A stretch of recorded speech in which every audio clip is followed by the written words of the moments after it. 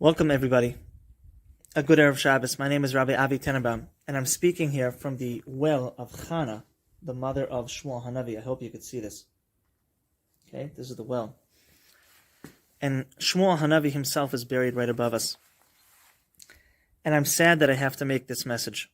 I spoke to a number of Rabbanim and Gedolim here in Eretz Yisrael this week, and they said that it is absolutely necessary that we use our influence to encourage those who were broken by sexual abuse, whether it's by Chaim Walder or other people, to step up and to get the help that they need and the respect that they deserve from our community, and to be brave enough to talk about what happened and to take care of business and to lead a productive, healthy life. And we need to encourage them to do that, and this is our responsibility to do that, and to make our community a place where the people who were hurt, ad hayesayid, in the deepest places, will feel comfortable to talk to a professional, to talk to a Rav, to put perpetrators behind bars, to receive therapy, and maybe even to have the will to live.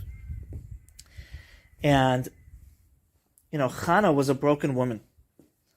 And when she got a salvation, it says in the Sefer Shmuel that she said a prayer. This is a famous prayer, Tfilas Chana. And a lot of women who are watching this probably learned about that in seminary. And it says in Tfilas Chana, Mekim me afardal me ashbais yarim evyoin, that HaKadosh Baruch Hu raises people who are in the dust up, and people who are thrown out in the trash, in the ashbais, He raises them to very high places and restores their dignity. And that's our avodah, and we're here in this world to emulate Hashem. I'm speaking with a broken heart. I feel like crying as I say this. I know many people who are sexually abused, and I meet these people all the time, and people who are abused in other ways as well. And they're pagua ad hayesayid, broken in the deepest level, that people who don't intimately know these people or who didn't have it happen to them will never in their life understand what that even means, till maybe they go to the Olam HaEmes and it's revealed to them.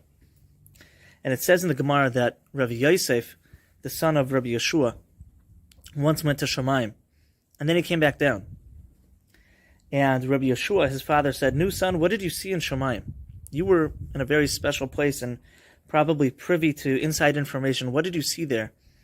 And Rabbi Yosef said, "I'll be honest, I saw that all the people in our physical world who I thought were really chashav, special people, they had a very low place in Shamayim. And all the people who had a very low status in this world, who people just ignored, and like the pasuk we mentioned earlier, they're in the trash, they're trashy, they're low, they're silent, no one notices them, they were in the highest places in Shamayim. Olam hafuch ra'isi." And so Rabbi Yeshua says back to Rabbi Yosef, you saw not an opposite, confusing world, you saw a clear world. That's really how it is. And so we have a message for people who were abused, who are being abused right now. We have a message for you that we care about you, we believe in you, and I know that some of you don't even have a will sometimes to live. And doing the smallest things is extremely challenging. Eating, brushing your teeth is a battle. Nothing comes easy. Nothing comes easy. And then there are times that it's easier and sometimes that it's harder. And there are times that hit our community where we have the most painful, heart-wrenching events, one after the other, that maybe rubs salt into your wounds and makes you scream in agony. And the worst part of it is, nobody understands. And nobody's there to defend you and give you a voice. It's very hard for me to say this all without crying and interrupting the video. I have to be honest. But we want you to know that you're in the highest places. You're in the forefront of our community. You're in the greatest places in Shamayim. And you may look not that way. You may not even act religious or feel connected to Yiddishkeit. You may have changed the way that you dress and the way that you behave, all because of things that people did to you. And we get you, and we understand, and you're part of us. And we are extending a hand to you. We are extending our understanding to you. And we want you to join us. We care about you. And you can be part of us. And you're brave. And you're courageous.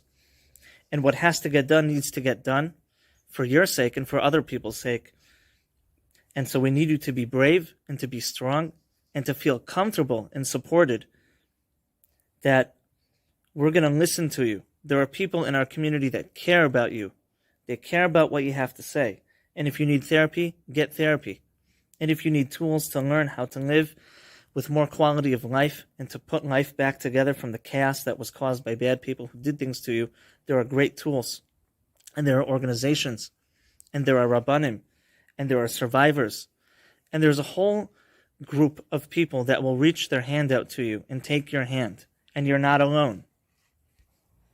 I had to change locations because some wonderful people are coming to be Taival here Erev Shabbos. Just to continue and to finish. Some of you have it easier, and some of you have it harder. And some of you barely have a shred of will to exist anymore. And especially after the difficult things that you've heard from our community. I want you to know that a lot of people go through that in life, and you're not by yourself. And they have experiential wisdom and strength and hope to share with you. Find those people. And find professionals, and find Rabbanim, and find the parts of our community that understand you and support you.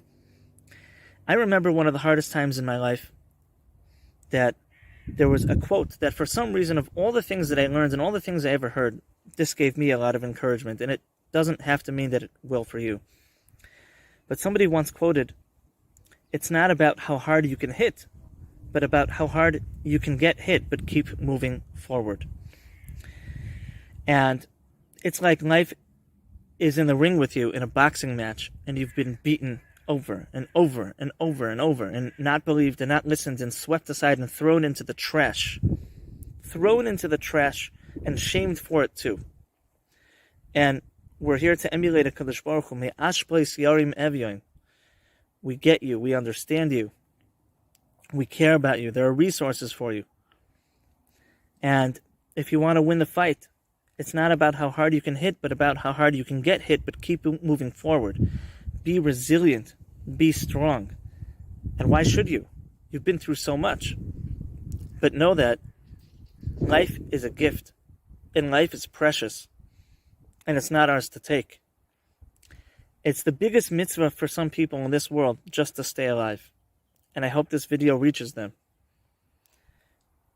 It's pikuach nefesh, to get up every day and just be. That's your mitzvah. That's your lulav. That's your tefillin. That's your Shabbos. That is the greatest mitzvah that you can do in this world, is just to exist.